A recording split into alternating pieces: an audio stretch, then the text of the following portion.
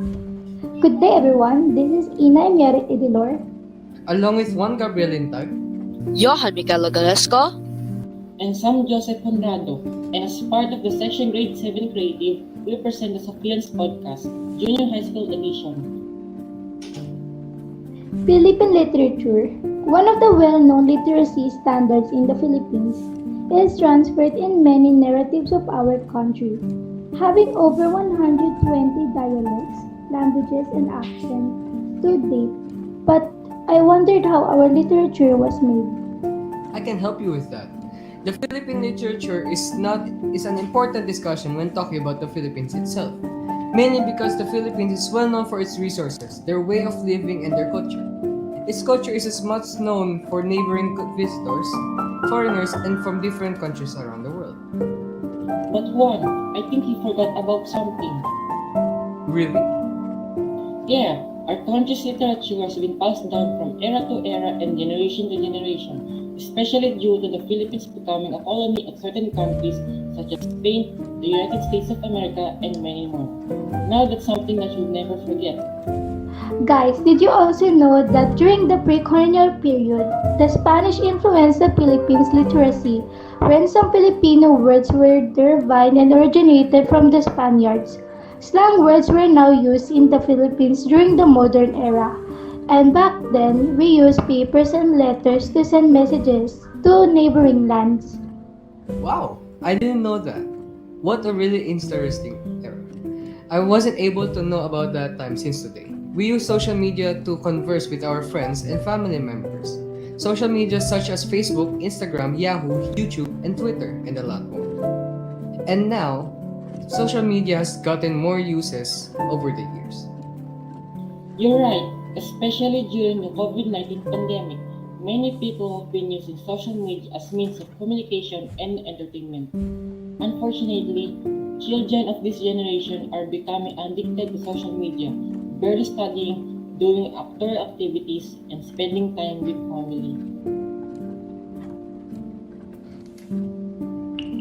Yeah, by the way, back to our time, our country's history is filled with influential literature, including the famous novels of Dr. Jose P. Rizal, named Noli Me Tangere and El Filibusterismo.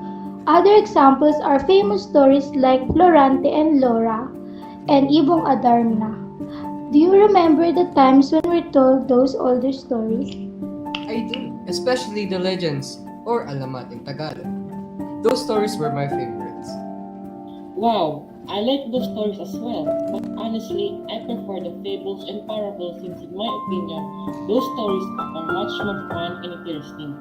But those are just my opinions since everyone has their own. Oh, did I ever mention that the countries that colonized our country not only influenced our way of speaking, they also made changes to our currency back then, like the 10 peso bill from Spanish, where they made changes to the Philippines currency from our old generation.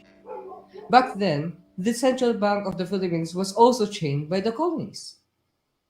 Correct. The Spanish Philippine Bank or the El Banco Español Filipino also made Spanish Philippine peso bills back then. Don't forget, Emilio Aguinaldo ordered the issuance of 1, 2, 5, and 25, 50, and 100 peso banknotes, which were signed by two businessmen and a poet.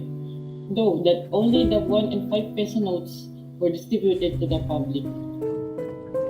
Did you know that the languages Tagalog is not only the main language of the Philippines, it is also spoken by more than 82 million people throughout the Philippines, and over 50% of the population speaks Tagalog as either their first or second language.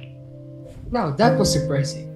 So I guess that's why even Ilocano was the main Philippines in Baguio.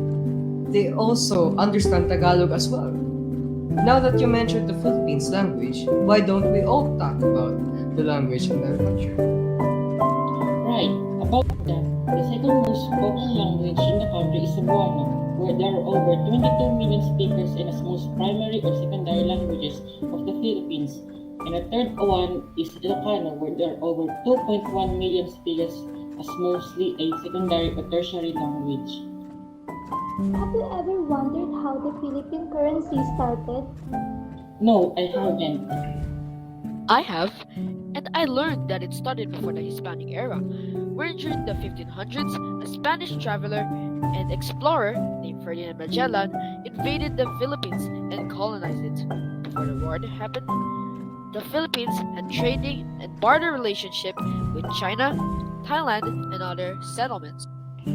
Ah, yes, barter and trade is a system of exchange throughout many countries. The Philippines adopted it after having a good relationships with neighboring countries.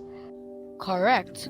By the way, pilancitos were the first system of trade, where they consist of small beads of gold with carvings on it. The size and the carvings indicate their value.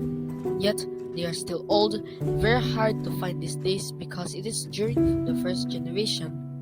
Looks like we already explained everything as well as the history of the Philippines. Yeah, now that you said it, I guess we did our best back there.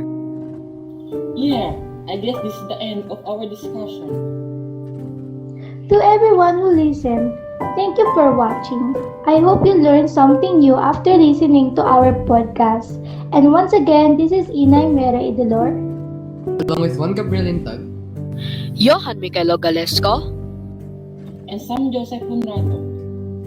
And as part of the section Grade 7 Creative, we present the Sophian Podcast Junior High School Audition.